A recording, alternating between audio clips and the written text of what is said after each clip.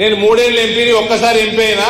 నేను మీ చిరకాల వాంఛ 40 ఏళ్ళ నుంచి కొట్లాడుతున్నారు, బోర్డు తెచ్చినా మీ ధరలు ఎట్లా పెరగాలో నేను చేసి చూపించిన. చెప్పు జగిత్యాల జీవన్ రెడ్డి ఏం చేసి చెప్పు.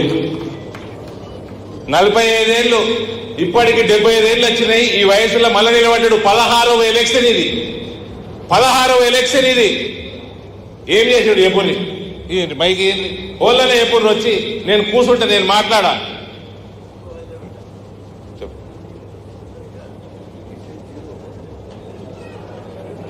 వారు శాసనసభ్యులుగా ఉంది, ఎమ్మెల్సీగా ఉన్నాడు ఇప్పుడు.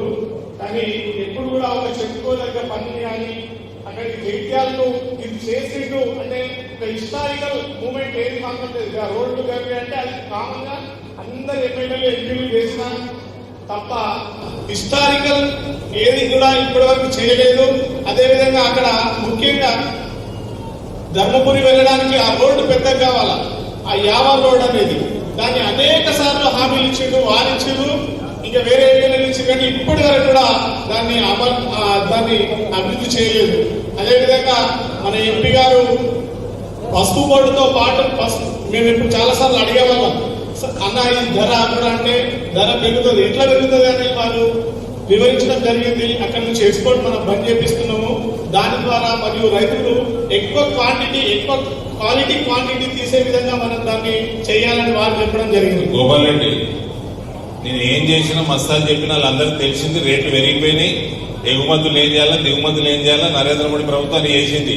నేను 3 ఏళ్ళు ఎంపీని నేను చేసి చూపించిన రోడ్లు ఏంది, మస్తు రోడ్లు వేసి 7-6 రైల్వే ఓవర్ బ్రిడ్జ్లు 7 కడుతున్నాం, ఒకటి ఉండే ఇప్పటిదాకా.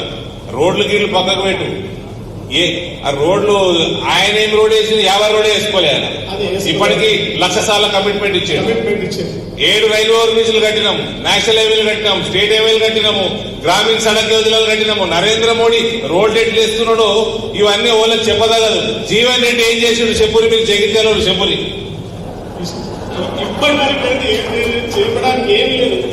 చెప్పిన ఈ హిస్టారికల్ గా ఒకటి చేసిందో అనే పరిస్థితి మాత్రం లేదు.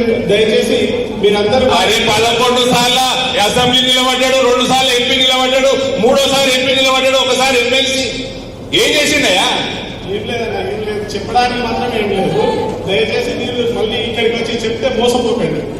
ఆయన మోసం చేస్తున్నారు.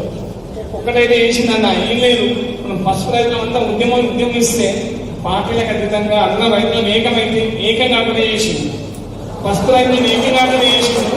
పసుపుకు మద్దతు ధర అనేది ఎప్పటి నుంచో చిరకాలంగా 30 ఏళ్ళ నుంచి మనం కొట్లాడుతున్నాం. ఆ కొట్లాడను ఇచ్చిన చేసాం. ఎందుకంటే వాళ్ళ మీద అవుతుంది. విధంగా అయితే ఫస్ట్ ఏమంటాం మనం, రైతులందరం కలిసి ఎన్నో ఏళ్ళ నుంచి పసుపుకు మద్దతు ధర వాళ్ళని, పసుపు తోడు వాళ్ళని పోరాటం చేస్తున్నాం. ఆ పోరాటాలను ఇచ్చిన నేరం. ఎందుకంటే గతంలో వాళ్ళే ఉన్నారు అధికారంలో.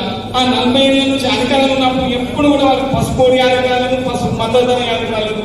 కేవలం మన అన్న మేము ఎన్నోసార్లు మేము ఉద్యమం చేసినప్పటి నుంచి అన్న మేము పసుపు మాట పేపర్ రాసిచ్చారు, మన పసుపు మద్దతు ధర కావాలి, పసుపు బోర్డు కావాలన్నా అని మేము ఎన్నోసార్లు అంటే మమ్మల్ని ఒకసారి ఢిల్లీ కూడా తీసుకుపోయాడు.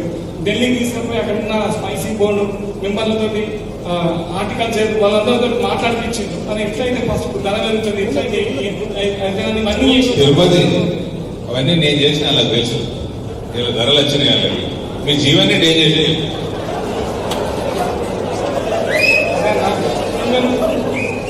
మా రైతులకైతే చేసింది ఏం లేదన్నా. ఓన్లీ ఈ కాంగ్రెస్ నా కొడుకులు తురుకోళ్ళ చెప్పులు నాకు తప్ప ఏం రాదు. ఆ పెద్ద మనిషి వయసు ఎంత, నెత్తి మీద టోపీ పెట్టి బంగ్లాదేశ్కి వచ్చిన తుర్కోళ్ళకి, రోహింగ్యాకి వచ్చిన తుర్కోళ్ళకి పౌరసత్వం అడుగుతాడు.